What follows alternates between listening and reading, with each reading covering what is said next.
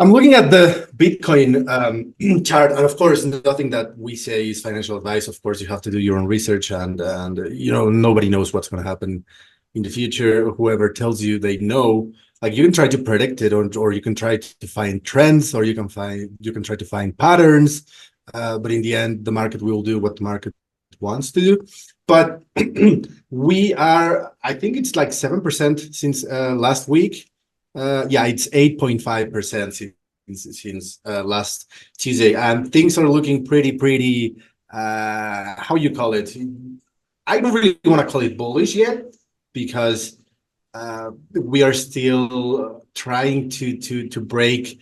Like we had a higher low for the first time a couple of weeks ago for in the past 6 months. So we are not off the hook yet, but things are looking positive. You could call it positive, yeah. And I have seen a lot of rumors, and we actually talked about it in our alpha chat, that actually anyone with more than 50,000 Leo power could get in, because it's a perk of being a Leo investor. But we were talking in our alpha chat about how things are looking bullish, but some people are expecting the Bitcoin chart to go down to 50,000, maybe even 44,000. 44,000 is a number sent around, and a lot of analysts and big accounts on X that I kind of respect. They are talking about that because if you get rid of all of the longs that were set in the past few months since we climbed from what was it, 40,000 to 72,000. So there were a lot of longs, and there are still a lot of longs and a lot of open interest in the market. So you could get rid of that, and then we fully send to the upside. But others are saying that it's just going to be a bear trap, and that's not going to happen. It's not like the 50,000 liquidity and the 45,000 liquidity is going to get front run. So I really have no idea. What I'm doing is I'm just holding on spot and, trying to diamond hand whatever I have. I am not trading right now. I am not buying anything. Yeah, of course, I have my petty cash for meme coins. But that's basically it. I'm just holding and waiting.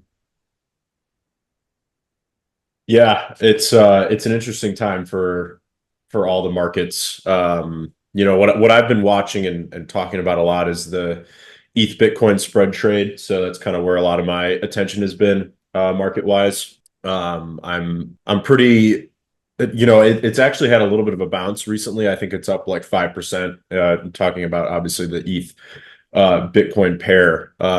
So basically what that means is that ETH is performing, or at least coming back a little bit. So we saw kind of a massive dip on ETH, and sentiment around it has been really bad. I actually wrote a blog post a couple of weeks ago titled, is Ethereum in a death spiral? Because that's what a lot of people have been talking about.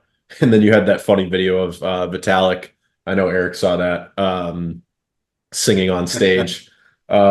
So people were saying that was the bottom for Ethereum, which I thought was really funny. But yeah, I've been watching the spread trade and obviously participating in it. So converting some of my Bitcoin into Ethereum, I just think that, relatively speaking, this is a pretty solid place to convert, a little bit of the exposure. So that's where my focus has been roughly on the markets. Obviously in dollar terms, altcoins haven't been doing very well.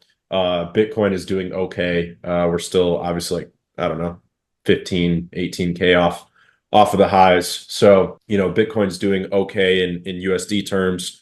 Altcoins have been bleeding for years now. So this has been a pretty rough market for most of us here. And then, like I said, it's at some point the market turns. So we're all kind of watching as the halvening cycle plays out. And then, if you're positioning yourself in a certain way, then you might be rotating into alts. And that's kind of what I'm doing with this Ethereum spread trade. So that's just my general sentiment. Obviously, you never know what's going to happen. But looking historically at the Ethereum chart and the ETH BTC chart, I feel like this is a pretty solid place to get in. So I've been dollar cost averaging some of my Bitcoin over into Ethereum, and I think it could play out well.